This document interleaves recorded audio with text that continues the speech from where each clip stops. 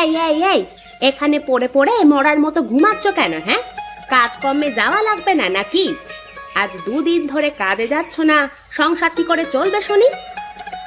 বউ, এই সকাল সকাল কানের মাথা কাস না তো, আমাকে একটু ঘুমাতে দে। আমার শরীরটা একদমই ভালো না। আমার পেটের মধ্যে কেমন যেন গুড়গুড় করছে, মাথা বনবন করছে, কানের মধ্যে শাঁসা করছে। ও মা, বলে কি গো? আর কোনো রোগ হয়নি তো তোমার? শুধু এই কয়টা রোগ হয়েছে নাকি তোমার? এই অল্প রোগ তো এক্ষুনি সেরে যাবে, একটু বেশি রোগের কথা বলো গো। না, তোকে নিয়ে আমি আর পারি না। বললাম সকাল সকাল ঝগড়া করবার কোনো ইচ্ছে নেই তোর সাথে আমার। যা তো বউ, যেখানে যাচ্ছিলি সেখানে যা, আমাকে একটু ঘুমাতে দে। বলছি তোকে যে বললাম আমার শরীর খারাপ, বিশ্বাস করছিস না তো? না না না, আমি কি করে বিশ্বাস করব? এইটাই তো তোমার রোজকার নাটক। তুমি তো কাজের ভয়ে রোজ একটা না একটা বাহানা বানাও। আজ এইটা তো কাল নতুন একটা বাহানা। কি অশান্তি, কি অশান্তি! আমি কি করে বোঝাবো তোমাকে যে সত্যি আমার শরীরটা ভালো নেই? যা ভালো লাগে করো তুমি, আমি এই চললুম। যাক বাবা, আপদ বিদে হয়েছে। সারাক্ষণ শুধু কাজ আর কাজ। এখন আমি শান্তি করে ঘুমাই।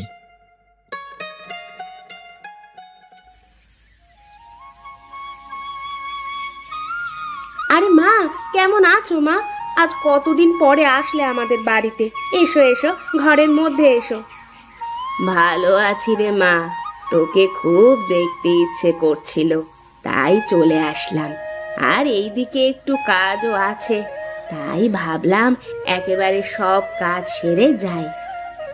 ভালো করেছো মা, এসো এসো, ভিতরে এসো।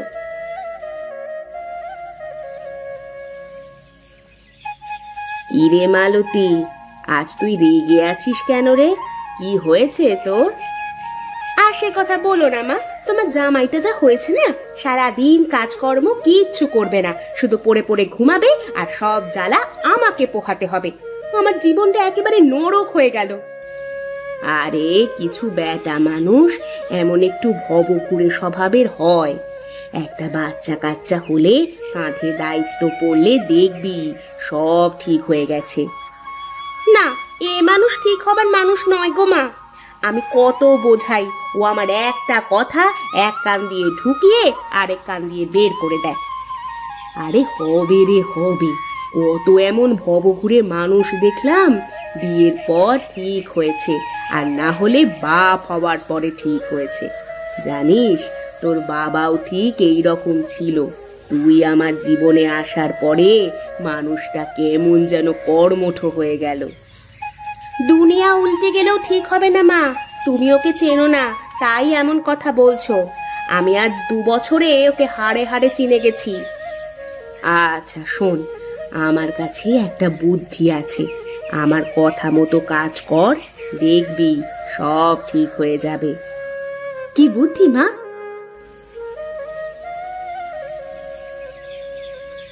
আমার কথা মতো কাজ করে দেখ মা, সব ঠিক হয়ে যাবে।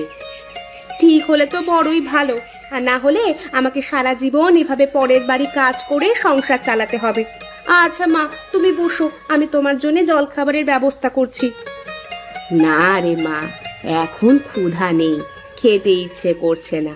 আমি পাশের গ্রামে তোর কাকার বাড়িতে যাচ্ছি, ওখান থেকে ফেরার পথে তোর বাড়িতে 2 দিন থেকে যাব। কেন মা, ওখানে কি?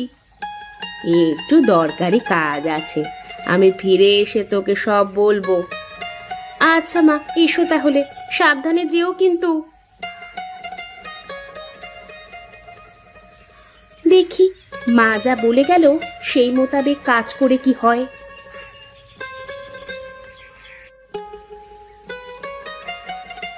আহা, কি গন্ধ, কি গন্ধ! এত ভালো গন্ধ আসছে চিংড়ি মাছের। তা কোথায় পেয়েছো গো চিংড়ি মাছ গিন্নি? আমি তো চিংড়ি মাছ কিনিনি বহুদিন। তা কিনবে কি করে বলো? তুমি যা কিপটে, তাতে কি চিংড়ি মাছ কেনার কলিজা তোমার আছে? চিংড়ি মাছের যা দাম! এই এই এই সকাল সকাল তুমি আবার আমার ইজ্জতের বস্ত্র হরণ করে দিলে গিন্নি। এটা কিন্তু একেবারেই ভালো করলে না তুমি। বেশি আজে বাজে বকবে না কিন্তু সকালবেলা, এই আমি বলে দিলুম। না হলে কিন্তু এর থেকেও বেশি কিছু হবে। চুপচাপ গিয়ে হাতে মুখে পানি দিয়ে বসো, আমি চিংড়ির ভর্তাটা করে এনে খেতে দিচ্ছি।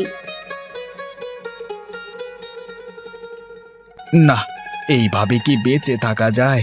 শেষে কিনা নিজের গিন্নির কাছে দাম পেলাম না, সকাল করে আমাকে এই রকম ভাবে খিস্তি মেরে দিল। এই নাও গো, খেয়ে নাও।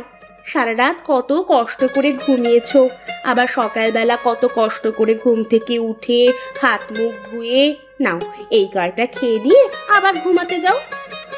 না, কেসটা কি? ভাবটা তো খুব একটা সুবিধের ঠেকছে না।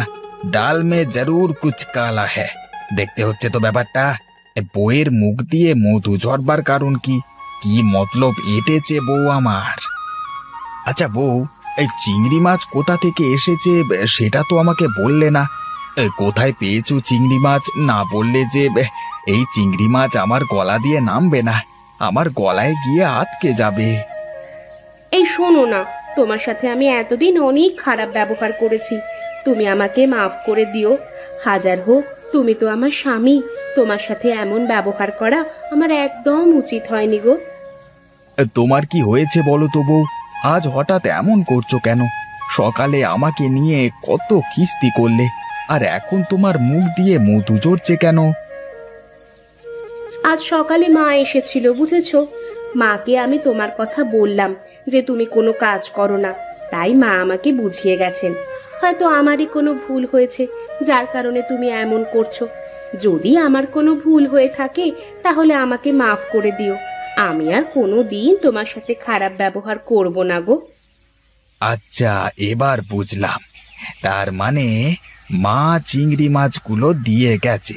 তা মা কোথায়? মাকে তো দেখছি না, সে কি চলে গেছে? হ্যাঁ গো, মা পাশের গ্রামের কাকাদের বাড়িতে গেছে।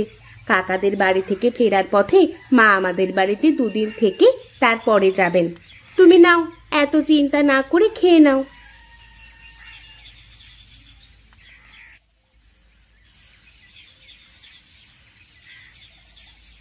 ও হ্যাঁ হ্যাঁ, তৃপ্তি করে খেয়েছি আজকে। একেবারে সেই খাওয়া হয়েছে।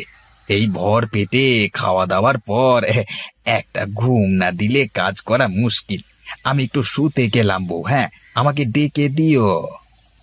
না না, আমি তোমাকে ডেকে তোমার ঘুম ভাঙাতে যাব না। তোমার যখন ইচ্ছা তখন উঠবে। আমি বাড়ির কাজে গেলাম, আমার অনেক কাজ পড়ে আছে। বাড়িতে উঠোন ঝাড়ু দেওয়া, থালা বাসন মাজা, কাপড় পরিষ্কার করা।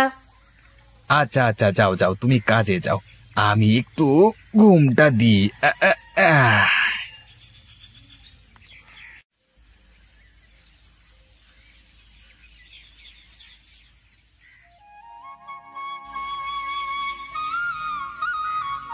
বউ, ঘরে কি আছে? চারটি দাও দেখি, কটা খেয়ে দেখি।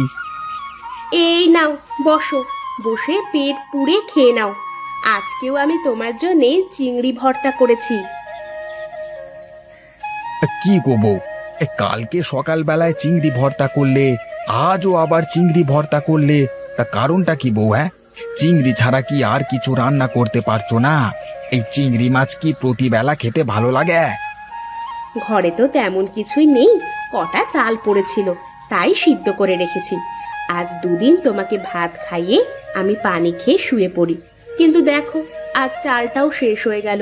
সব জায়গায় কাজ খুঁজেছি, কিন্তু কোথাও কাজ পেলাম না, তাই তো বাধ্য হয়ে চিংড়ি ভর্তা করেছি। এরপর থেকে সব ওয়াক্তেই এই চিংড়ি খেতে হবে। ও আচ্ছা আচ্ছা, দাও দাও, কটা চিংড়ি ভর্তা দিয়েই খেতে দাও দেখি। এই নাও।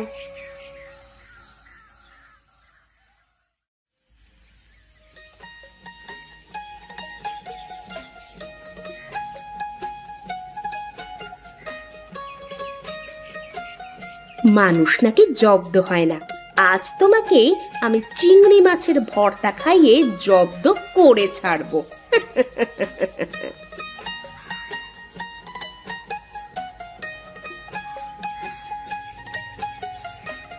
এসেছো তুমি মা? এসো এসো, বসো এখানে। তা মা, বল তোর কি খবর? কি ভাব বুঝলি? জামাইয়ের কোনো পরিবর্তন বুঝতে পারছিস নাকি? হ্যাঁ গো মা, তোমার জামাইয়ের গায়ে জ্বালা ধরে যাচ্ছে। 2 দিন চিংড়ি খেয়েই উসবি শুরু হয়ে গেছে। আজ থেকে তো ডোজ আবার বাড়াবো। আজ আমি চিংড়ি শুটকি তোমার জামাইয়ের বালিশের মধ্যে রেখে দিয়েছি। সারা রাত ওই চিংড়ির গন্ধ শুকবে। আর আজকে থেকে 3 বেলা চিংড়ি খাওয়াবো তোমার জামাইকে। দেখি এবার তোমার জামাই কি করে। আরে জামাই আর এই চিংড়ির চাপ নিতে পারবে না। মানুষ রোজ রোজ একই জিনিসে বিরক্ত হয়ে পড়ে। হ্যাঁ মা, তাই তো দেখছি। আচ্ছা মা, তুমি ঘরে যাও। ওগো শুনছো, মা এসেছে। ঘরে তো তেমন কিছু নেই, আমাদের দেশি মোরগটা কেটে রান্না করি। যাও যাও, অনেকদিন দেশি মুরগি খাই না। তুমি বেশ ভালো করে জম্পেশ করে রান্না করো তো, আজকে জমিয়ে খাবো। ওগো, মা তো 2-4 দিন থাকবে। মোরগটা রান্না করে একদিনে খেয়ে ফেললে পরে কি খাওয়াবো বলো তো? একটা কাজ করি, মুরগিটা রান্না করে রাখি, আর প্রতিদিন মাকে খাওয়ানো যাবে, আর আমরা না হয় চিংড়ি দিয়ে কাজ চালিয়ে নেব। আমি চলি গো, তুমি ওঠো, আমি খাবার দিচ্ছি তোমাকে।